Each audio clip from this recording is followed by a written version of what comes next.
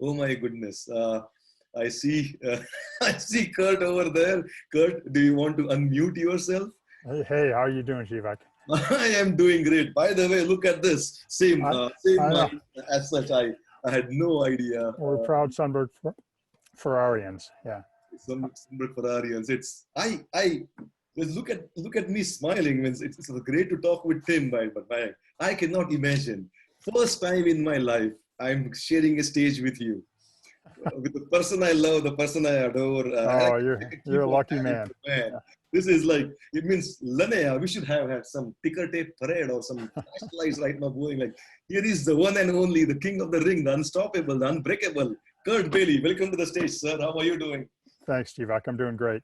I probably look like everyone's grandpa trying to do a Zoom meeting right now. I've got my headphones in, my hat on, my glasses, my bifocals.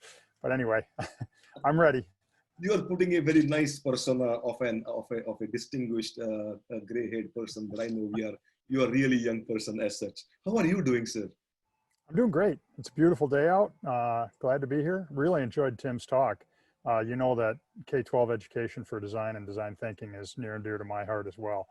I'm glad you brought up the Michigan Design Council because all that stuff is really important. And I wish I would have had that kind of thing when I was a kid. You know, I was lucky enough to still have art classes, but I still didn't know what industrial design was till after I graduated from high school. And as soon as I heard about it, just like Tim's. And now you know everything about industrial design. Well, I wouldn't go that far, but I completely believe so. By the way, I do not know about you, but I am the #1 dad in the world. Do you have any other proof for you like that? No, you are. Sorry, I can't compete with that. The Father's Day was pretty amazing. Both the kids, I'm so blessed to just be there for them. But yeah. When you get a trophy like that early in the morning, you think like, yes, you got everything. Well, I became a new father recently. Here, I'll show you right there. That's our new dog that we got. Pardon me? What's his name? Oh, his name is Buckminster Fuller Bailey. Is his dog kennel going to be a Dymaxion shape kind of an enclosure? Funny you mentioned that because I am building one right now and I'm learning about geodesic domes. It's really quite fascinating, and the geometry, which is the only math subject I was ever any good at, is really interesting. So I'm in the process of building one, and there's all these cool calculators online that if you put in the circumference or the diameter of the sphere that you want to build, and then you have your choice between how many facets you want to break that sphere up into, it calculates, you just plug in one value and it calculates all the other dimensions of each of the struts and all the angles, and so you know how to build these triangles, and it's a fascinating thing. Anyway, I'm going to build a doghouse. No. What material? Wood or steel? Just plywood. Yeah, I'm just making out of plywood. I have a wood shop, so I can build it out of plywood.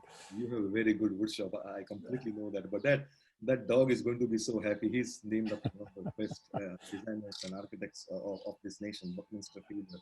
I think you were the one who reminded me of the quote of Buckminster Fuller that he said in 1975 that we are right now 4 billion people, this was back at that time, on this starship Earth, and we don't know how lucky we are and how blessed we are in the progression happening around us. And that's people like him, really, we owe a lot of them for their thought leadership and the really long view that they have or they had in going forward as such. So that's pretty amazing.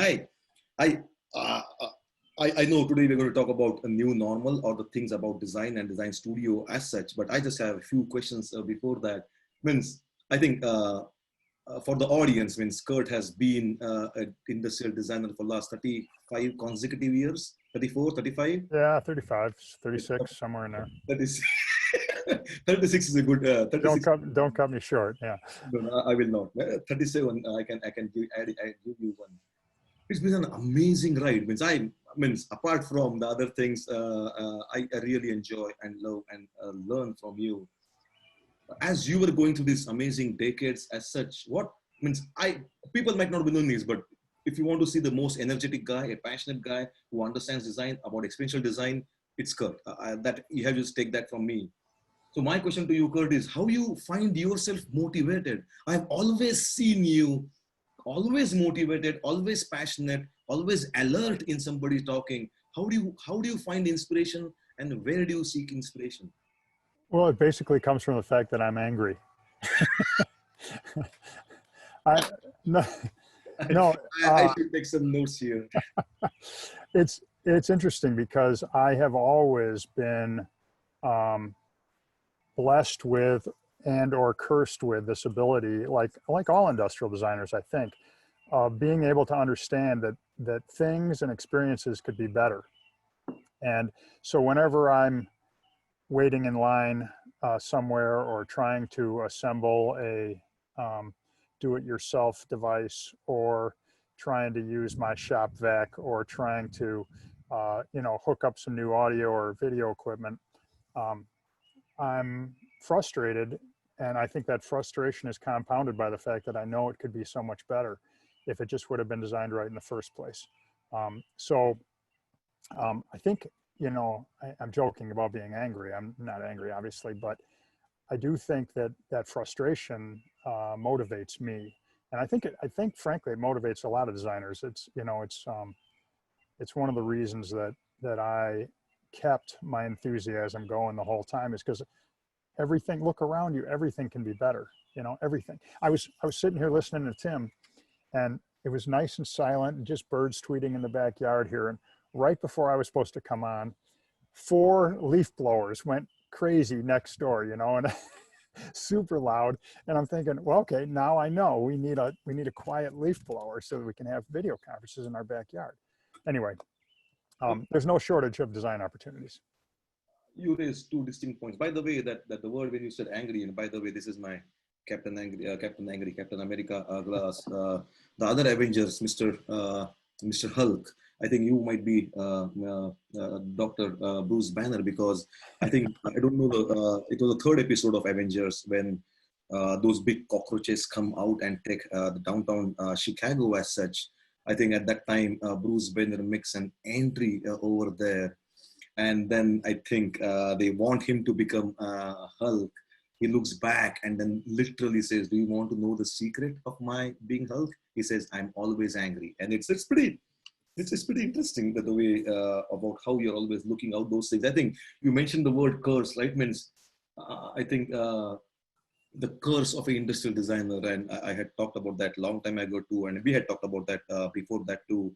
It's always happening. Means in the house too. If kids are doing something, and our wives, our spouses, I think all the spouses of industrial designers need to see a presentation called The Curse of Being an Industrial Designer. Like, honey, how is this? Really good. No, really tell me. No, you should not critique at that time. How is that particular thing? But you're right. We're always trying to look at how to make something a little bit more better and a little bit more beautiful. But I think that the last thing that'll be solved on Earth is to make it easy to make your bed. Making a bed is still a ridiculously time-consuming, inefficient thing. And I've been searching the web, looking for different ways to make a bed, different ways to design sheets, and I haven't seen it done yet. It's such a dumb little thing, but it's something we all do theoretically every morning, or give up on every morning. And it seems like we could help, Can it be can a robot help in making your bed? That's yeah. Or automated from that perspective. By the way, there is a inspirational motivational speech by an US Navy, I would say, admiral, who starts with that particular first element of what to do when you get up in the morning is, and why it is so important to make your bed. So he has a completely different twist in that about how you start achieving something as you go forward in doing this simplest, banal, everyday element elegantly and nicely. So the end of the day, you can actually go in that circular loop. But I'm very with you, brother. If we can invent something who can make a bed, I would really love that. So we can talk about plenty of things, but before that, this last 3-4 months have been really crazy. I know you're always curious, not just as a designer, but I know you personally. What have you found about yourself in this pandemic times that you did not knew about yourself? Well, so my role at Sundberg-Ferar changed a year and a half ago, where I became sort of a senior advisor and passed the torch to you and a couple of other guys to be the owners of the company, and Gray Parker to be the CEO. And so I wondered kind of what would happen to whether I would let go and how different my life would be. And I mean, one of the things I know for sure is that I'm a designer, and I can't stop being a designer. You know, all these things that we talk about, it's impossible for me to stop thinking about things, and I'm still motivated and enthusiastic about what I'm doing. So I'm very blessed. I have a wood shop, model shop, prototype shop that I own and I go to every day. And even through all the quarantine, I've been able to go there every day because I'm kind of the only one there. And it's been a godsend. I mean, it's absolutely fantastic. And I'm working on all sorts of things. I'm building furniture. I'm going to build this geodesic doghouse. Um, and I'm building tables for friends. And then like I said, I can't stop being a designer. So I'm starting to rebuild some of the tools in my shop because I'm, interacting with them every day. I'm realizing their shortcomings and wondering why they're designed the way they are when they could be better. And so it's just like, I'm not doing it for money or anything. I'm just doing it because that's what I've done. I also would say that I don't know whether this is a temporary thing or not because it hasn't worn off yet, but I don't mind the alone time. My wife and I have had a good time sort of being quarantined, and to not have as many social engagements and all that stuff has been great with me. So maybe I'm a bit of a loner in spite of coming off as an extrovert. Maybe I'm a little bit of an introvert. So anyway, it's all been good. And I'm very blessed. I know there's a lot of tragic things that are going on right now, and a lot of people have it very tough. I'm just extremely fortunate to be doing fine through all this. That's a pretty big revelation, if that is, whether you are always thought about as being extrovert, but you just came out of the closet of being an introvert. That's I'm still speaking like no, but you're right. One tends to learn a little bit more about himself or herself when we are sitting here and contemplating about what's happening in the world and what it means for us as a business, as a studio, or as objects as we do. I think you mentioned about the wood studio. I would like to a little bit learn more about that. Once of all, I know you basically as a designer, and some of the attributes of a designer are trying to make it happen, go physical fast, right? That has been always been a pillar of our studio as such. And you or David Tim, you always jump into things of trying to make something, a mock-up, a prototype, a kind of a design aid as such, and then go to the next level. So I think you are just transferring that kind of an innate behavior you always have into this kind of a world of woodworking. But what are you working on in your shop right now? Anything that you can share, that show, or something that you're proud of? Well, I don't have anything here that I can show, but I can describe a couple of things that I'm working on. I'm just, again, I hate to keep harping on this, but I still enjoy getting up every day. And the fact that I have the shop that I can go to is fantastic. And that I've got a lineup of projects, written down. I've got several years worth of projects that I know I can't wait to work on. But one of the first things I did, well, a lot of it has been building my shop. So I've had the vision of the shop, and a lot of it has been building the infrastructure, installing the tools, getting all the lighting right, getting the floor surface right, building all of the workbenches, and, all of those kinds of things. And then designing accessories for the tools like extension tables and angle guides and, all the things that I need. And I'm getting to the point where I'm probably, 75% done with having the shop up and running. So now I can actually start doing things. One of the things I started joking about, but I'm trying to not make it a joke, is that I intended to never buy any wood, and I was going to make everything out of wood, but never buy wood. And so I found myself I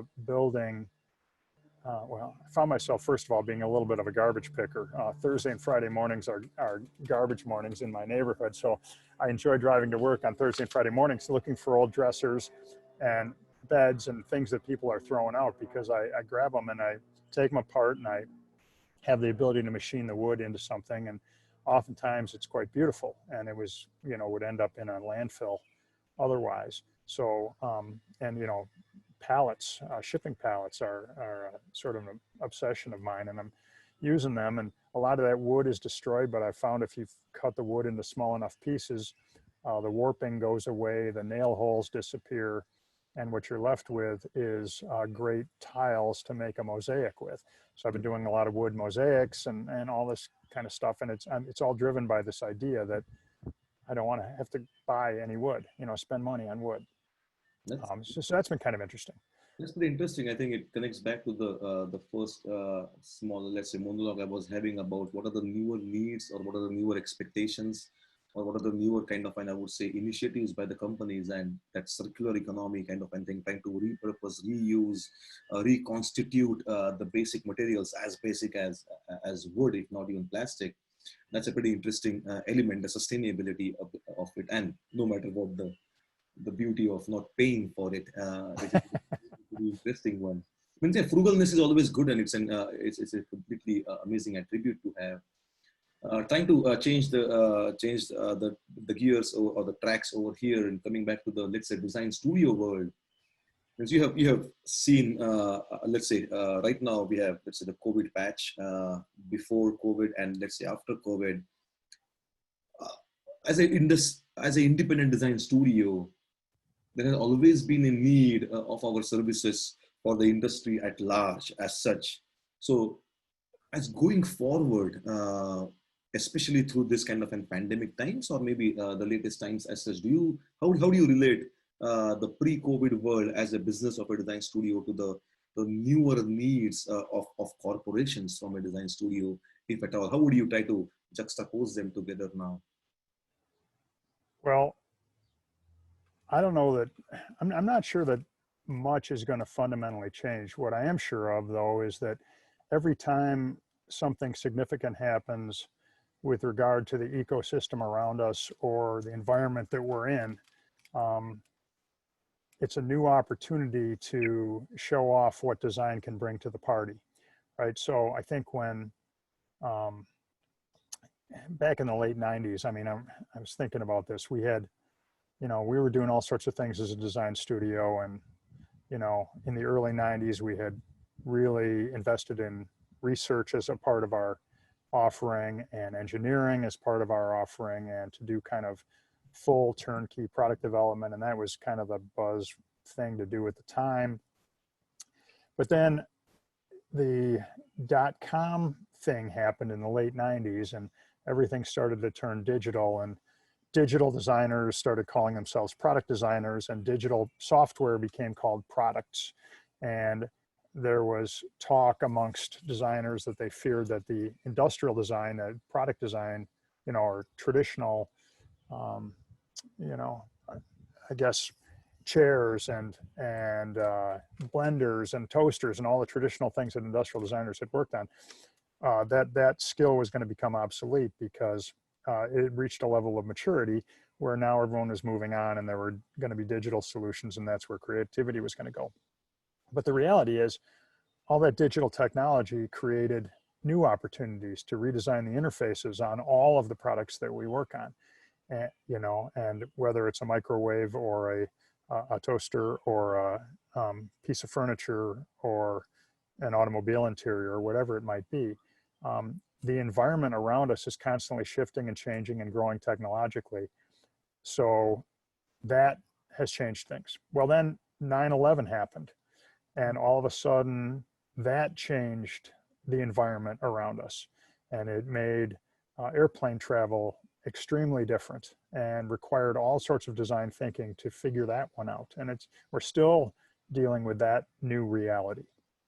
And so there's, I think, analogous sort of things that have happened in the past, and now we have a pandemic, and that changes everyone's thinking, and that changes the environment around us, and sort of calibrates everyone's attitudes about products and how they work and what they do. But the thing that, if I have to look at or if I get to look at an optimistic side of this whole thing, is it's another opportunity for industrial designers to show how important a role design plays in designing the tools we use to live in this different environment as the environment keeps shifting and changing. So, I mean, I don't think that, I mean, design processes will continue to evolve and get better, and there's some things we could talk about there. But I think just the application of design to this new world that we're in is just more fuel for creativity and more ways to, you know, it opens up more opportunities for designers to do their thing. Is that kind of what you're asking? Yeah, means I like your stance in trying to set the stage in like big events have happened. Means right from world wars or the Yeah. fuel crisis, Or the introduction of computers, you know, I mean, production of yeah. computers, all those good ones, and I would say the negative ones have happened. But as I think most of the pundits around the world, the gurus of the world are saying, this is a black swan event, unlike never seen earlier. Even 1918's Spanish flu, it was largely contained because we were not that much intermingling with each other. So this one coming out of it, the behavior uh, may or may not change, but it's nice. It's nice to see your perspective in saying like, yeah, people have to do adjustments, they will have to recalibrate, but there might not be a change of behavior. Means we have to see. Means right now we can see that happening too in the way some countries are reacting to it, versus some states over here are reacting to it. Some people have there's an entire spectrum. Some people are still cautious, still trying to maintain the social distancing norms and rules, which are in a way betterment for everybody, versus some people are not. But that would still be in the world of psychology or human behavior. If we want to escalate that to the world of corporations or business as such, when would you think the corporations would get the confidence again back to reinvest as they were investing into design? Means there is an uptick. We talked about that earlier a little bit, but what would get that confidence of the industry back again to start doing design the way we would want them to do? Well, so I would say it a slightly different way, and I don't mean to say it a negative way, but I think the companies that are confident about design are already investing in design. They're not, you know, they're not waiting. They know the opportunity is there. They know we're learning every day. They have an ongoing process. I think what sometimes, unfortunately, drives design is desperation. And I think some organizations tend to wait until it's almost too late and they're desperate and they have no choice and they're faced with a dilemma to do something or to go out of business. And I think that there are, like with any evolving and changing ecosystem that you're designing products within, there are things that are going to become obsolete and things that are going to blossom anew. And I think it's difficult for some companies to stay in the blossoming anew mode and keep developing new things when they're in a comfort zone where their product is fine and sought after and doing well, and they don't see the changing ecosystem sneaking up on them and having the ability to make their product obsolete. So I think great companies tend to continually invest and continually understand that we're building, you know, things on shifting sands, and that you got to stay on top of things, and that our product is going to evolve along with changing norms and changing new ecosystems. But unfortunately, I do think desperation drives a lot of design. I think we were hired by a lot of companies who faced a difficult choice, you know, like they were out of options. And so then all of a sudden their ears get big and they start to listen to the idea of applying design. I think great companies tend to do that all the time, regardless of what's happening. I like your analogy of the shifting sands, because it's not just a product, right? As we all know, no good product can be designed in isolation. It will always be, I would say, a reflection of what's happening in its own ecosystem, and the ecosystem is always variable. It keeps on changing, and that's where a studio, internal or external, to try to keep itself pegged onto what's happening, what are those triggers, and then how we keep on continually, I would say, keep on innovating too. You mentioned about some domains would blossom, some domains would be obsolete. You want to get any, what do you think? What, just from your own perspective, opinions, which domains would blossom right now in this post-pandemic world? This wild versus here. Well, obviously, I mean, one of the first things you saw was a massive response by designers all over the world in designing face shields. You know, I mean, personal protective equipment was one of the first things everyone turned to for several reasons. Obviously, the need became much more pronounced, and the supply was burdened to the point where these things were unavailable. So people were doing some very admirable things, leveraging their rapid prototyping equipment, their design skills, to designing new face shields, new personal protective equipment, new masks, all that kind of stuff. But I think that's just one sort of immediate thing. I think every company, no matter what you make, needs to think about their product now in this new reality. And everyone owes it to themselves to invest in a brainstorming session or share it or something to start to think about what does this new normal mean to our products. I wrote an article recently, as you know, about this, and you know, one of the first things that strikes me is drinking fountains. You know, and imagine you're in charge, you're the general manager of an airport, and you're building a new terminal, and code says you have to have, you know, drinking fountains all over the place. Well, what drinking fountains do you buy? And, you know, will price be the leader? Or if you're going to buy one, don't you want one that somebody's going to use and that somebody's going to want to use, rather than having something sit there idle? And, you know, I think as our new sort of collective wisdom or sensitivity to germs, you know, kind of grows, that anything you touch, anything that you eat, anything that you drink, any place you go, you know, where there's people, all of that needs to be rethought. And well, hopefully the pandemic itself is somewhat temporary, and we can develop vaccines and get that this pandemic part behind us. I think that you know, we're going to be kind of forever changed, like we have been after 9/11 with security. We're going to be forever changed with germophobia, you know, or whatever that may be. And everyone is sensitized to it now.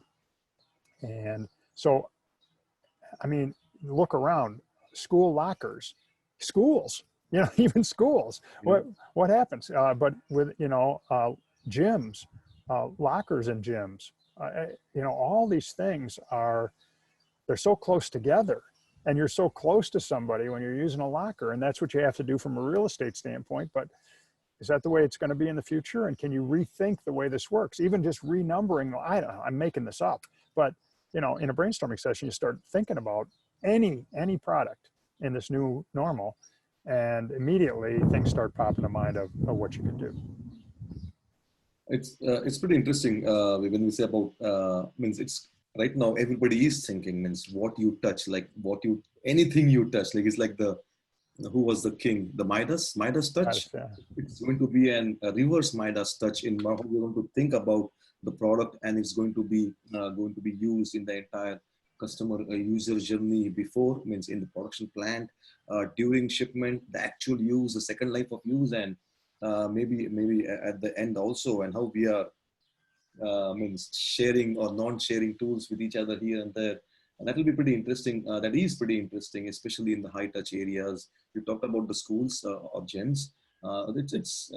It's going to topple that industry phenomenally. Means right now, for my kids, their schools, they're trying to just wrestle with plans of how they're going to open.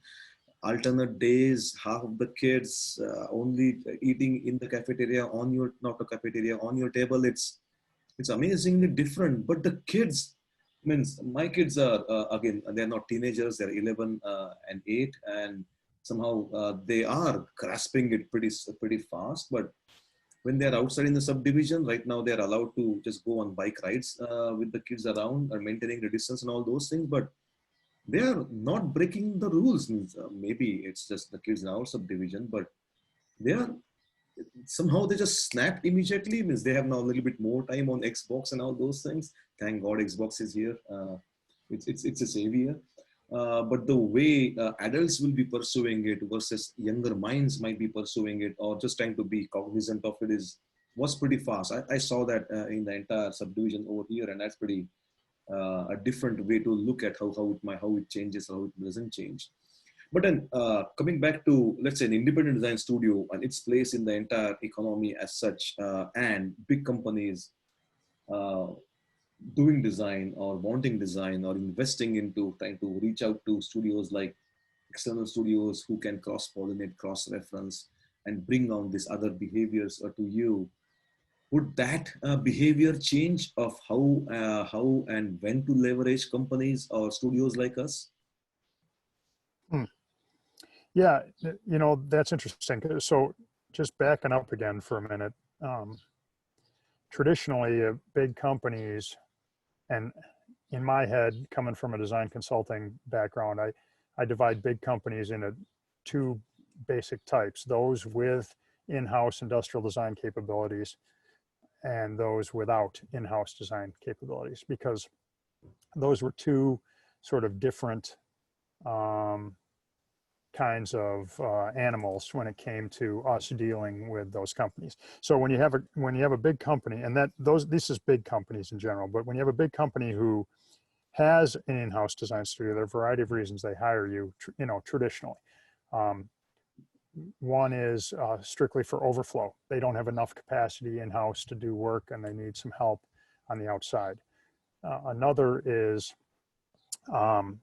that they need a fresh set of eyes on something, that they have been staring at a problem for a long time and can't seem to surmount it with their in-house staff, and maybe if they went on the outside. And then, kind of the third reason, which you hope as a designer is the reason, the predominant reason, is they want a little bit of what you have. They've seen what you've done for other companies and they say, man, I'd like a little piece of that. Can I invest in that? And then companies that do not have industrial design capabilities, I mean, they hire you for a different kind of reason. It's that maybe they always go on the outside for design services. Maybe they only go on the outside when they need to redesign something or need to design something new. Oftentimes their customer, whether it's a retailer or something like that, will encourage them to do some design work, and then they'll reach on the outside because they don't have it internally. So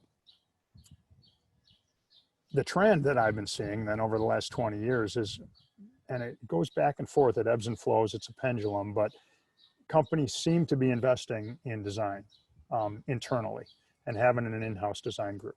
So I think the reasons for them hiring firms like Sundberg-Ferar or like any other design consulting firm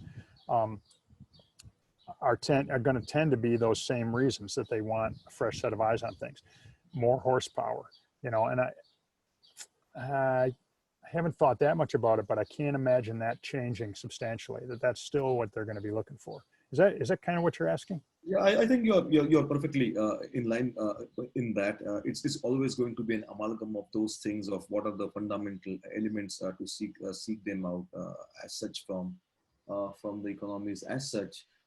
Another aspect I think that just came out or we touched upon it was, it also will depend on what is at stake, right? It means finally, when we look at any successful product design, we know it's a triangulation of the hardware, the software part of it, maybe the GUI on it or the digital twin behind it, and the servicetization part of it. Those three make an product solution always a most successful one. And as a studio, we try to make sure we triangulate all three of them.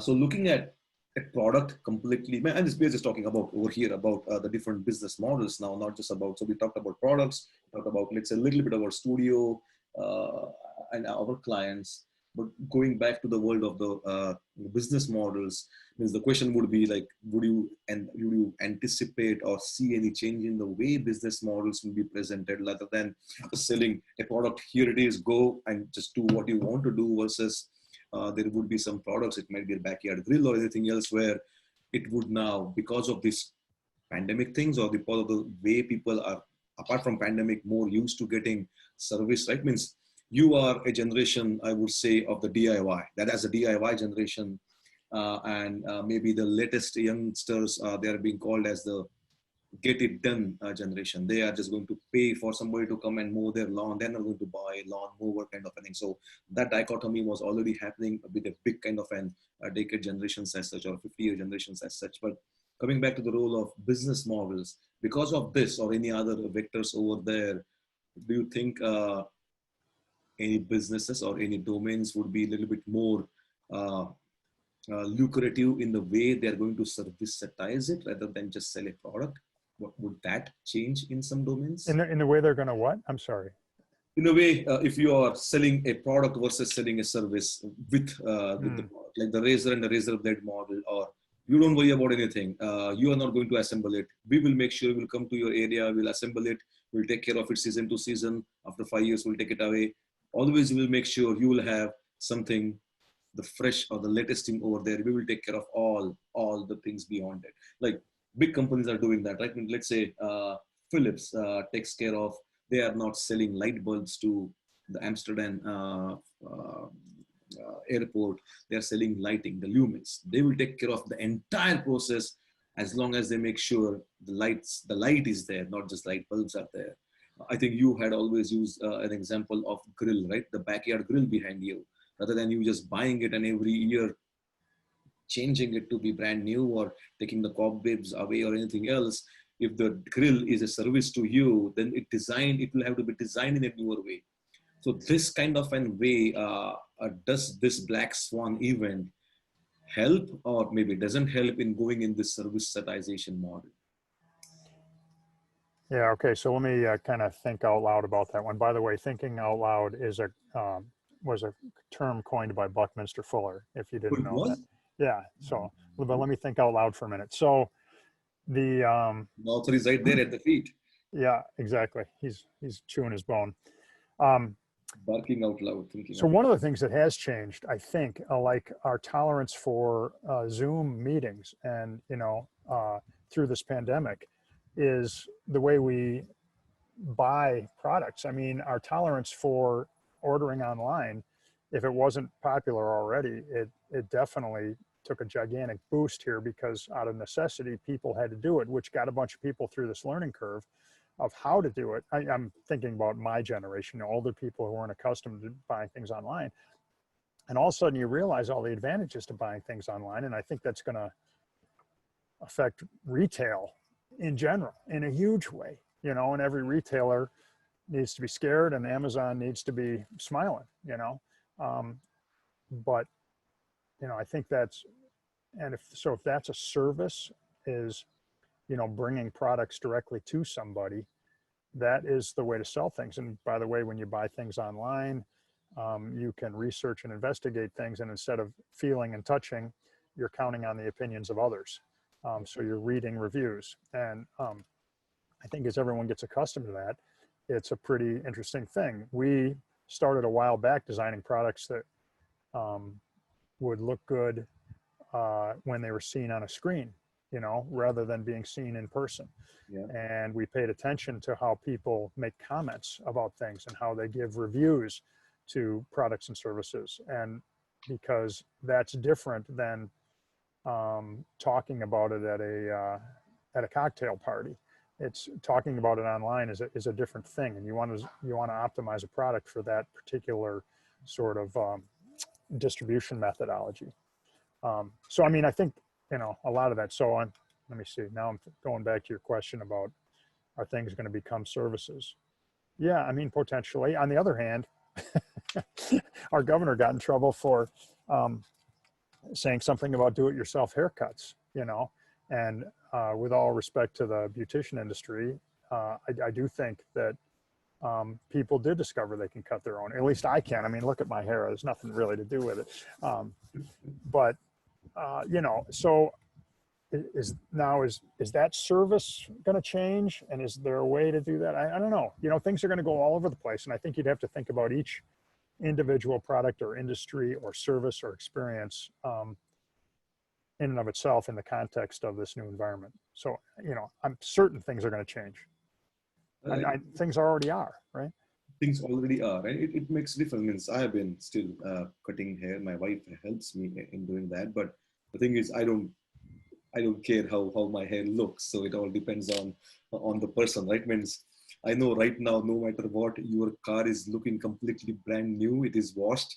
My vehicle is not washed right now. So it's how people are, how people their attribute structure, their value structure, what they love, and what they would invest into being as such. So I'm saving a few dollars every month now, and I'm happy about that.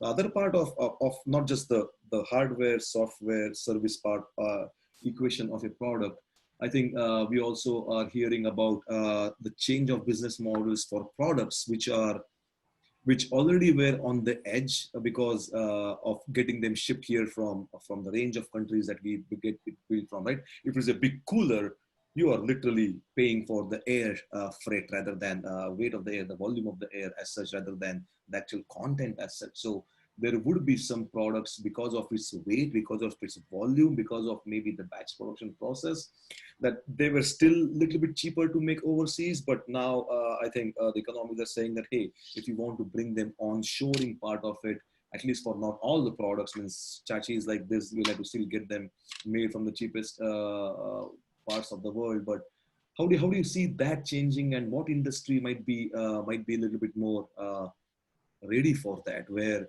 oh my God, this product would be great to do over here. And every country is thinking that way, not just patriotic America, but okay, refrigerator or a big thing. So based on that kind of an volume or size, do you think something might change in the business models, or how we will look at it?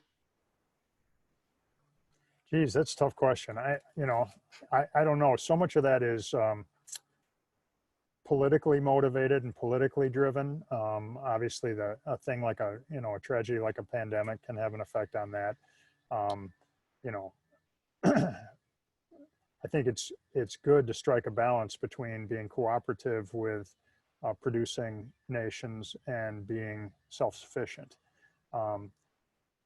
But that's more of a political discussion than a makes sense discussion. I do think every company should be free to pursue getting their product delivered to their customer in as efficient and inexpensive a way possible to have a high quality product.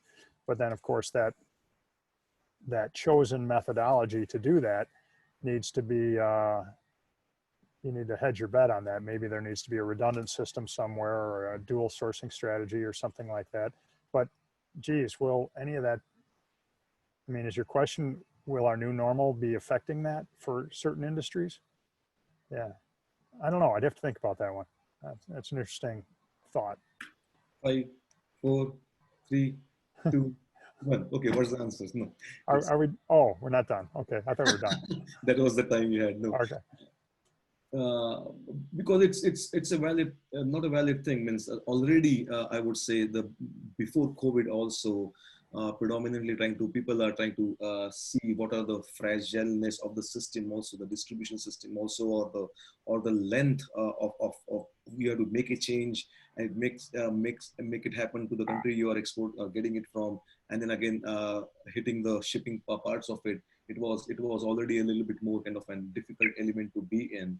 And things like this, like if a supplier is not there and you have to find a new supplier completely over, some bigger firms and corporations are finding that a problem and trying to seek alternatives. Again, just being completely independent also would never be a solution. Trying to have these codependencies and still balance the eggs of the portfolio would always be a right thing to do. But there would be certain elements which would, I would say, completely benefit by being done near, if not done far. Again, as you said, it all depends on the domain systems as such. Well, you Uh, know, I mean, another Go ahead, go ahead, go ahead. another trend that's changing, and whether you believe it or not, I think there are some realities to the idea of global warming. And you know, food is something that um, really is probably being rethought as a result of a lot of what's going on right now. You know, and this idea of growing and raising food in a more local fashion has a lot of ecological advantages as well as cost advantages and health advantages and a variety of other things. So, I mean, maybe that's an example, you know, is that our production of food and the way we distribute food and the way we consume food and all those kinds of things are sort of ripe for change. No pun intended, I think. Yeah. They are right for change. That's a pretty interesting thing. I think in the lifestyle where you are, normally people change to be a gardener also. Are you doing any backyard gardening? I'm not. A lot of my friends are. That's just I've got too many woodshop things to be doing to doing gardening. But my wife is, and a lot of my friends are having raised bed gardens and growing their own food. And I think this you know um, self-imposed quarantine has driven a lot of people to doing a lot of that, which is great. Yeah. Yeah, I see Jenny's touch in the back. Those amazingly appointed flower containers behind them. They are not yours. They are No, that hurts. Yeah. they're hers. They look really beautiful. Trying to. I know we are coming to the towards the end of this, and I don't want this to stop. But a couple of other little bit change of topic from the design economy or business world back to the individual, the person as a designer as such. So, uh, as a designer. What attributes I know you are a great designer, so we will not debate about that. What attributes do you think helped you to be a great designer on the hindsight when you have seen your last 37 years of Yeah. being a designer? So the thing is, right now the audience will also have younger members of design staff who eventually are wanting to learn how you become a designer. So what would be those attributes that helped you made a great one? Okay. Well, so I was thinking about this when Tim was talking earlier, so I'm glad you asked that question because in addition to having an art curriculum, which, by the way, uh, not to digress too much, but I would argue that having an art curriculum is extremely important. You asked if it should be compulsory.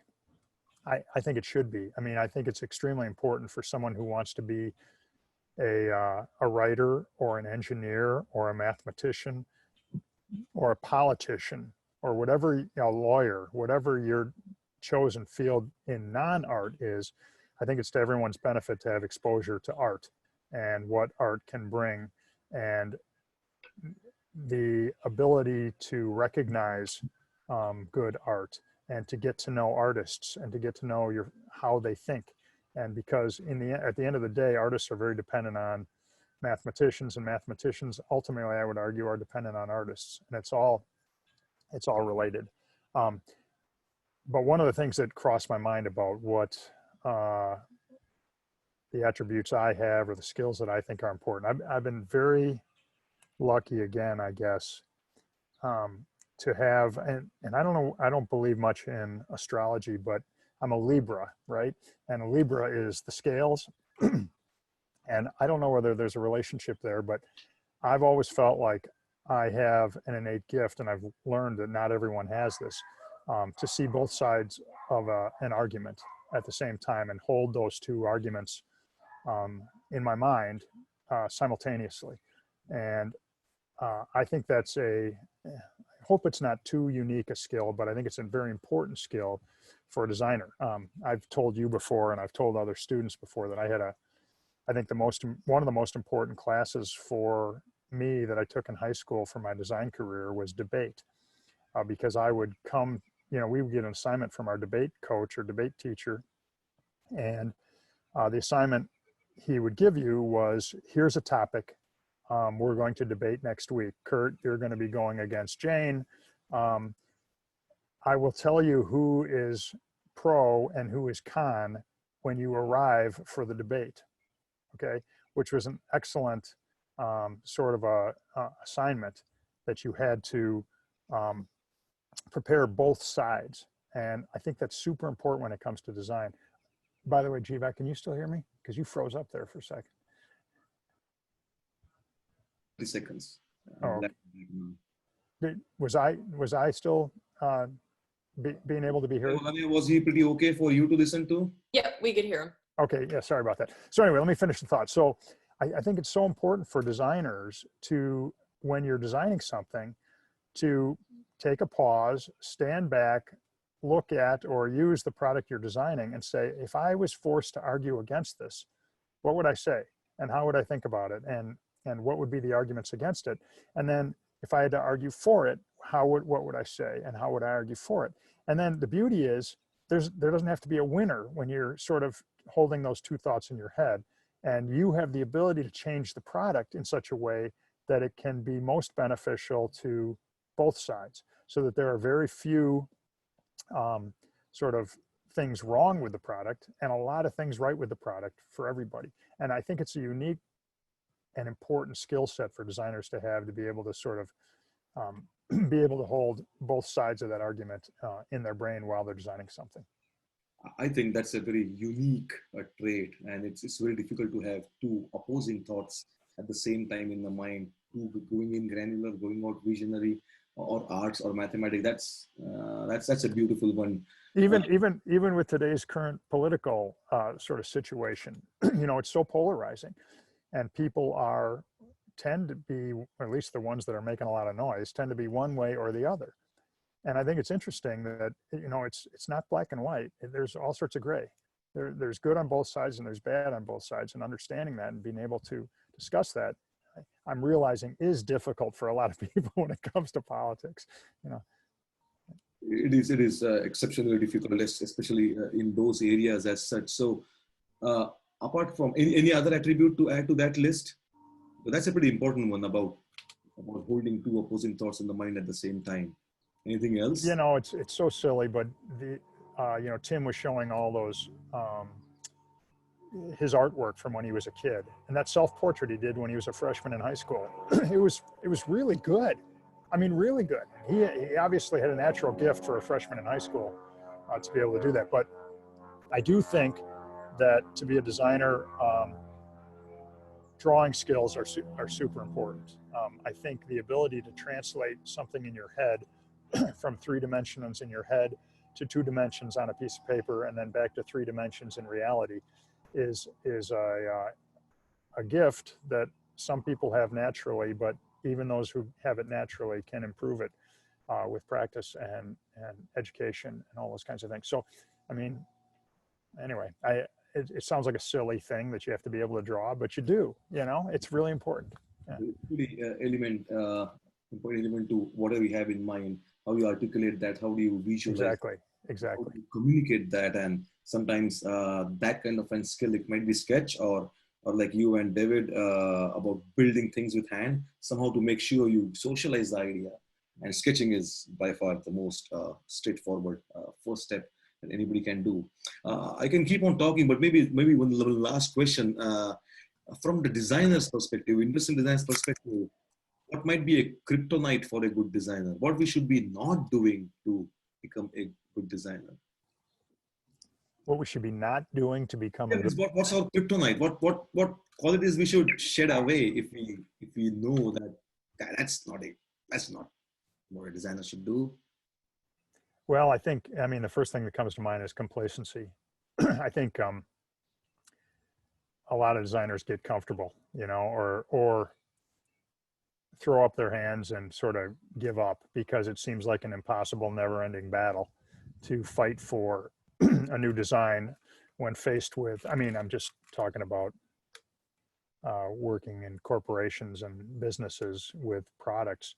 I mean, you're constantly fighting with, not fighting, but working against this idea that, hey, good enough is good enough. And why should we be any better? Everything's selling very well, or our customers are happy, or, all those things that can drive complacency with a product. So anyway, that's my first thing that comes to my mind is complacency. Don't ever give up the good fight. Keep pushing. And I think some of us are just driven to do that naturally, and you can't help it. Awesome. I like that. There should be something. There will always be a nemesis, and you have to at least identify that and be aware of that and try to make sure you consciously destructure or dismantle that. Awesome. I know David is also waiting there pretty patiently on the sidelines. And anything else that I should be asking that I'm not asking you, Curt? Parting thoughts? No, I was going to tell you, you have to come over to my shop one of these days. I'll show you how I'm rebuilding my shop vac. I'm rebuilding the whole thing I'm going to start over. Finally, right? because Yeah. I know that was your pet peeve about a shop vac. Oh my God. there's, there will be one of these in production. It'll be the one that I make, but it'll be right. I hope. So anyway, it'll be interesting. It's a pretty important piece, and it's just like I would say that not that we have to define what industrial design is, but the best design is the invisible design, right? It is not about, hey, look at me. It is, hey, look at this. Like, as I think, if you're eating soup, the design of the spoon should be invisible, so you are literally just eating the soup and tasting it as such. So I think that's what a shop vac is. You should not be able to see any friction with an element like that. It should just fade in the background. You should be concentrating on doing artwork with the reclaimed pieces of wood as such, and whatever it is just has to be taken care of by the tools. And that's when we think, or we know we are in the zone. And I should make a point to come. I have been to your wood shop. It's a pretty beautiful. It's a dream come true for anybody. By the way, it's not a small wood shop. It's a pretty big wood shop. But if you have, I would like to come there and just bring my laptop, and I will be 20 feet away. Don't worry. We can just see how you. It's not always nice to see an artist doing his artwork. Right? Means you're amazing, but if I just see you eating salad in the cafeteria, that's one part of it. I will still come and salute you. But actually seeing you in the process of being in the zone, and okay, that's the stock I have, and now I will just reconfigure them and think about something. I would like to do that sometime. Okay, so here's one thought to leave everybody with here. If you think about regrets or things that we could have done differently or can do differently moving forward in the future, for a variety of reasons, I don't think that I didn't realize till late in life that this sort of idea of being frustrated with something and being able to see a better solution for a product or an experience or whatever, that was unique. I maybe explained to you the other day that Brian Wilson, the guy in the Beach Boys, who wrote all that great Beach Boys music, didn't realize until he was like 25 years old that everybody, he thought everybody could hear 5-part harmony in their head. And that when they heard something, they go, oh yeah, so then I would sing this and this and this and this and these notes and that notes.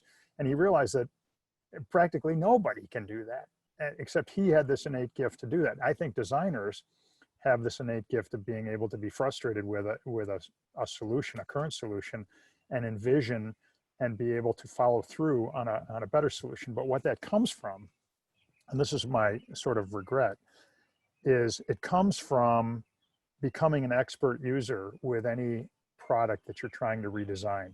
And for a variety of reasons, whether it was budgetary on our clients' parts or just our own thinking, and I think all this is changing, obviously, but we didn't have enough time to get intimately familiar, like my shop vac.